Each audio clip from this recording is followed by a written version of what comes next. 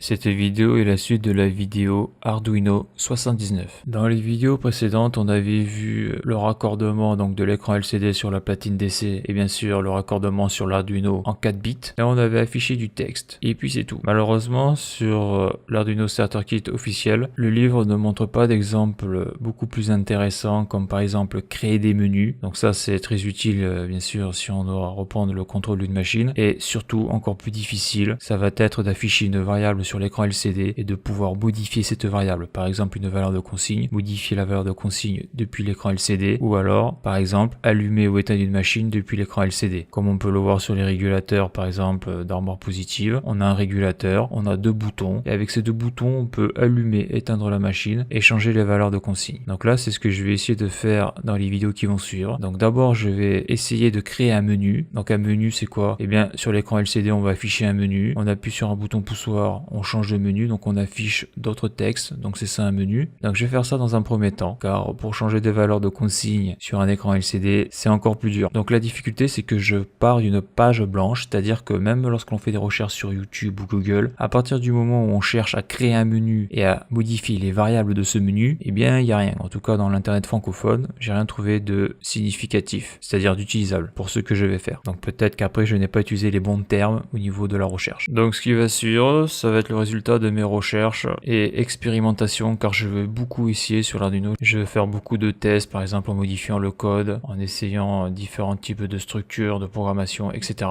sur l'Arduino. Donc bien sûr avec ce que j'ai appris dans les 79 premières vidéos, car je vais utiliser beaucoup de choses que l'on a vu dans les vidéos précédentes. Donc je dis ça parce qu'il y a peut-être des méthodes plus intéressantes pour faire les menus, plus optimales, plus efficaces, mais il faut savoir que j'ai quand même acheté pas mal de livres sur l'Arduino et il n'y a aucun livre sur le marché francophone qui traite de ce sujet-là. On voit toujours dans les livres des petits exemples de programmation, mais voilà, rien de significatif, c'est-à-dire rien de vraiment utile dans le monde réel. En tout cas, en ce qui me concerne, pour retaper une machine. Je rajouterai que les méthodes que je vais utiliser, c'est des méthodes de débutants, c'est-à-dire qu'on n'a pas besoin d'avoir un niveau élevé en programmation, c'est-à-dire en langage C ou en langage C++, car j'ai pu voir quand même certaines choses, mais il fallait avoir un bon niveau en programmation, c'est-à-dire bien maîtriser le C++ et le C. C'est-à-dire que c'est pas compliqué. Lorsque tu regardes le code, si t'as pas un certain niveau en C et C++, tu comprends rien. Alors que là, nous, tout ce qu'on a vu, ça utilise les bases du langage C, mais ça reste quand même compréhensible, même pour un débutant. Ça reste accessible.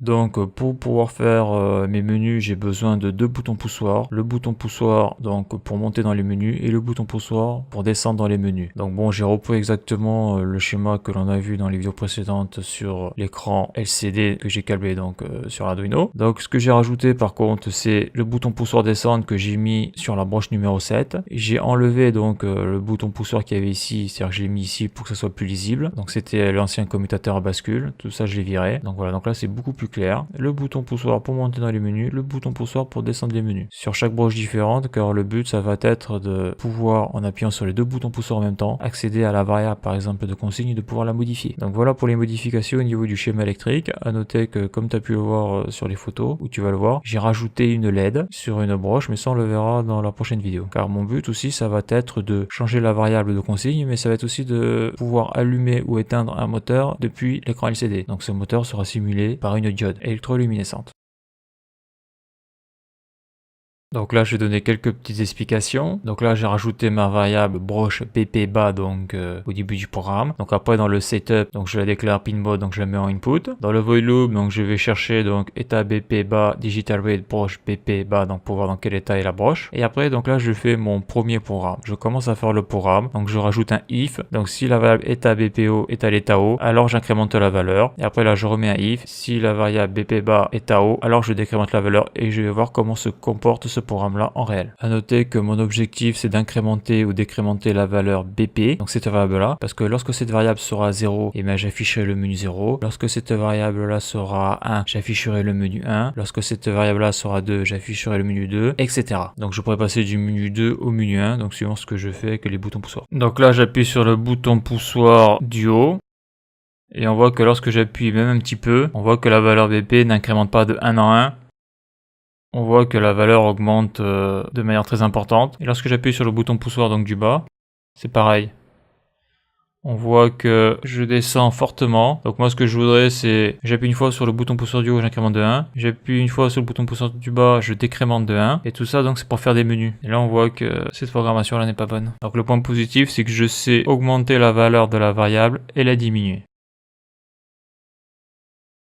Donc là j'ai modifié le programme, j'ai rajouté donc et état précédent BPO est égal à 0. Donc là maintenant lorsque j'appuie sur le bouton haut, et on peut le voir lorsque je laisse enfoncer le bouton poussoir haut, on remarque que la valeur BP reste à 1. Donc je relâche le bouton poussoir, ça reste à 1, alors qu'avant je passais à 2 automatiquement. Alors lorsque je dis que je passais à 2 automatiquement, donc j'ai fait une version du programme où lorsque j'appuyais sur le bouton poussoir, donc la valeur BP est passée à 1, mais lorsque je relâchais le bouton poussoir, ça incrémentait la valeur BP, donc que j'étais à 2. Donc c'est pas l'objectif, l'objectif c'est que lorsque j'appuie sur le bouton poussoir, je passe à 1, mais lorsque je relâche le bouton poussoir, je reste toujours à 1. Pour passer à 2, il va falloir que je rappuie une deuxième fois sur le bouton poussoir. Donc on peut le voir là, ici j'ai rajouté et, donc ça on l'a vu dans les vidéos sur le sablier, donc état précédent BPO est égal à 0. Après ici j'ai mis valeur BP égale valeur BP plus 1. J'aurais pu laisser valeur BP plus plus, mais bon j'ai voulu faire ça pour éclaircir les choses. Sachant que pour l'état BP pas, j'ai laissé pour la décrémentation, j'ai laissé la forme simplifiée moins moins. Je vais rajouter que lorsque j'appuyais sur le bouton poussoir, j'incrémentais la variable de 1 et lorsque je relâchais le bouton poussoir, la variable s'incrémentait. C'est parce que j'avais pas mis cette ligne là qui est état précédent BPO égale état BPO. Donc là cette structure là on l'a vu dans les vidéos précédentes. Et grâce à ça, eh bien lorsque j'appuie sur le bouton poussoir, donc ça incrémente la valeur BP de 1, mais lorsque je relâche le bouton poussoir, eh bien ça ne fait rien sur la variable. Donc cette ligne là il faut pas l'oublier. Donc là je rappuie sur le bouton poussoir, on passe à 2, on passe à 3, on passe à 4. Donc on remarque que des fois il incrémente de 2, c'est bizarre. Parce que là j'appuie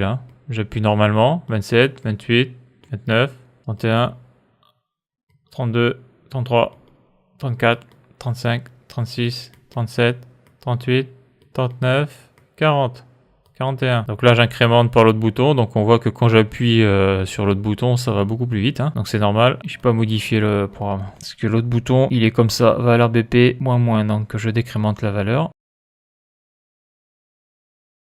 Donc j'ai modifié la ligne donc au niveau de l'état BP bas, donc c'est le bouton poussoir bas. Donc j'ai fait comme pour le bouton poussoir haut, sauf qu'en plus bien sûr il faut pas oublier cette ligne là, sinon ça ne marche pas. Et bien sûr il faut déclarer les variables ici. Donc là je teste. Donc là bouton poussoir du haut, je vais incrémenter de 1 en 1. Donc 1, 2, 3, 4, 5, 6, 7. Donc ça incrémente bien de 1 en 1. Si je laisse enfoncer, bah ça reste à 8. Et si j'appuie sur le bouton poussoir donc du bas pour décrémenter la valeur, 7, 6, 5, 4.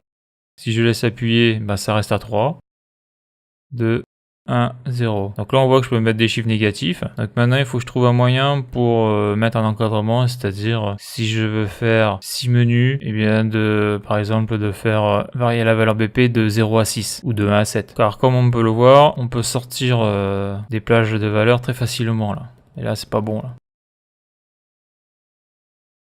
Donc là, sur le if, il contrôle le bouton pousseur du bas. Donc j'ai rajouté donc valeur BP strictement supérieure ou égale à 1 et valeur BP strictement inférieure ou égale à 6. Car sinon, je vais sortir de mon encadrement, c'est-à-dire de 0 à 6. Donc ça, bien sûr, ça a été fait à tâtons. Que j'avais mis ici 0 et 5 et les résultats n'étaient pas bons. Donc là, je vais faire le test et on va voir ce que ça donne sur le moniteur série. Donc je pars de 0. Donc 1, 2, 3, 4, 5, 6, donc je ne peux pas dépasser 6. On le voit là, j'appuie bien sur le BPO. Maintenant j'appuie sur le bouton pousseur du bas. Donc 5, 4, 3, 2, 1, 0. Et là je suis bloqué à 0. Parce que si je mets 0, ben, j'aurai moins 1 parce que dès que je quitte cette ligne là, je fais valeur BP moins 1. Que je mets après dans la valeur BP. Donc là on voit que ça marche bien. Donc là je pourrais choisir mes 6 menus, 7 menus. Voilà, donc là ma valeur BP reste bien cloisonnée. Donc là, je viens rajouter donc switch, valeur BP, accolade, case 0, donc LCD clear, etc. Donc j'ai mis 0, menu 0, et après j'ai fait case 1, donc là c'est le menu 1, et donc 1, menu 1, CTRL T, voilà. Après j'ai mis le break bien sûr à chaque case, et on voit que ça fonctionne. Je pars du menu 0, lorsque j'appuie sur le bouton du haut, bouton poussoir haut, bah, je passe au menu 1, et si j'appuie sur le bouton poussoir du bas, je repasse au menu 0, donc ça marche. Donc ça c'est le bouton du haut, ça c'est le bouton du bas, donc c'est pour changer de menu. Donc là je change de menu, donc je prends le menu du haut, et là je descends. Donc là j'ai fait que 2 menus, car après je les ai pas programmés. Voilà. Donc ça marche super bien. Donc là on voit que je descends mais je peux pas descendre. Je reste bloqué sur ce menu là. Donc maintenant ce qui va être intéressant de faire c'est changer la valeur de consigne. Donc changer la valeur de cette variable là. Donc ici il y a marqué 15 en appuyant sur deux boutons. Donc là actuellement ça ne marche pas, c'est normal parce que c'est pas programmé.